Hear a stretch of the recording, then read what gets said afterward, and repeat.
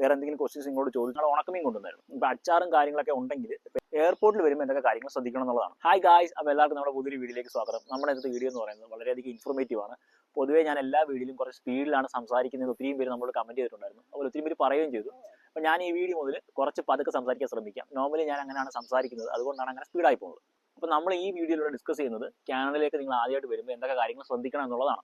Especially എയർപോർട്ടിൽ വരുമ്പോൾ എന്തൊക്കെ കാര്യങ്ങൾ ശ്രദ്ധിക്കണം എന്നുള്ളത്. കാനഡയിലേക്ക് നിങ്ങൾ ആദ്യമായിട്ട് വരുമ്പോൾ ഒത്തിരിയും കാര്യങ്ങൾ ശ്രദ്ധിക്കണം. അതായത് നമ്മുടെ ഡോക്യുമെന്റ് കൊണ്ടുവരുന്നതും നമ്മുടെ സർട്ടിഫിക്കറ്റും കാര്യങ്ങളും, അതുപോലെ തന്നെ നമ്മുടെ ലഗേജ് പാക്ക് ചെയ്യുന്നതനുസരിച്ചിട്ട് ഒത്തിരിയും കാര്യങ്ങളുണ്ട്. അപ്പോൾ ഞാൻ അതിനെപ്പറ്റി ഡീറ്റെയിൽ ആയിട്ട് വേറെ വീഡിയോ ചെയ്യുന്നതാണ്. ഇപ്പോൾ ഈ വീഡിയോയിലൂടെ നമ്മൾ പറയുന്നത് വെച്ചാൽ എയർപോർട്ടിൽ വരുമ്പോൾ എന്തൊക്കെ കാര്യങ്ങൾ ശ്രദ്ധിക്കണം എന്നുള്ളതാണ്.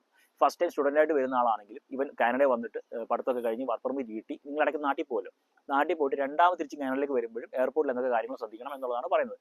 കാരണം ഞാൻ ഫസ്റ്റ് ടൈം വന്നപ്പോൾ എക്സ്പീരിയൻസ് എനിക്കുണ്ട്. ഞാനാണെങ്കിൽ വർക്ക് പെർമിറ്റ് കഴിഞ്ഞ് നാട്ടിൽ പോയിട്ട് തിരിച്ച് കാനഡയിലേക്ക് വന്നപ്പോഴും ഉള്ളൊരു എക്സ്പീരിയൻസ് എനിക്കുണ്ട്. അപ്പോൾ എനിക്കുണ്ടായ അനുഭവങ്ങളാണ് ഞാൻ ഈ വീഡിയോയിലൂടെ ഷെയർ ചെയ്യുന്നത്.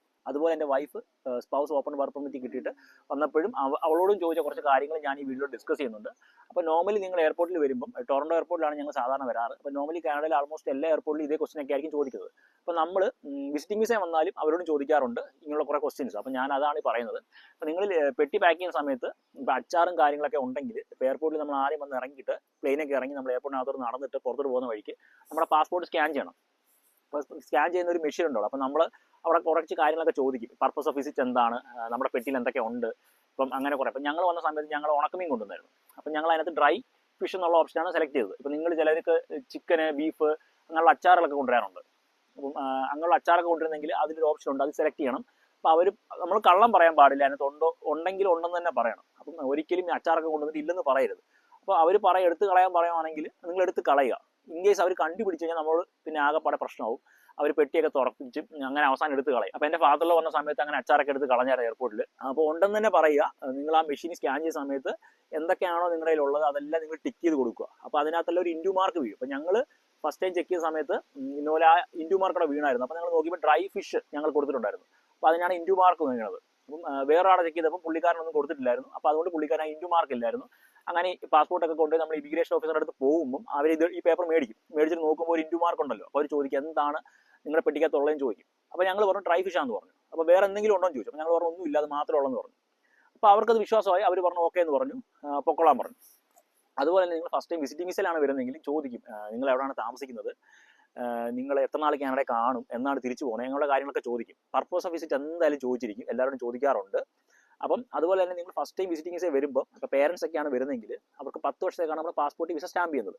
എന്നാൽ പോലും 6 മാസത്തിൽ കൂടുതൽ കാനഡയിൽ കണ്ടിന്യൂസ് നിൽക്കാൻ പറ്റത്തില്ല. 6 മാസത്തിനുള്ളിൽ അവർ തിരിച്ചു പോകണം. അല്ലെങ്കിൽ കാനഡയിൽ വന്നിട്ട് ഒരു 6ാമത്തെ മാസം 5 മാസം കഴിയുമ്പോൾ തന്നെ നിങ്ങൾ വിസ എക്സ്റ്റൻഷൻ അപ്ലൈ ചെയ്യണം. അപ്പോൾ നിങ്ങൾക്ക് ഒരു വിസിറ്റേഴ്സ് റെക്കോർഡ് കിട്ടും. അപ്പോൾ അതിനുശേഷം നിങ്ങൾക്ക് ഒരു 1 ഇയർ ലെങ്ത് ഉള്ള ഒരു വിസിറ്റേഴ്സ് റെക്കോർഡ് പേപ്പർ കിട്ടും, ഒരു പെർമിറ്റ് കിട്ടും. അപ്പോൾ പിന്നെ നിങ്ങൾക്ക് ഒരു 1 ഇയർ കൂടെ നിൽക്കാൻ പറ്റും.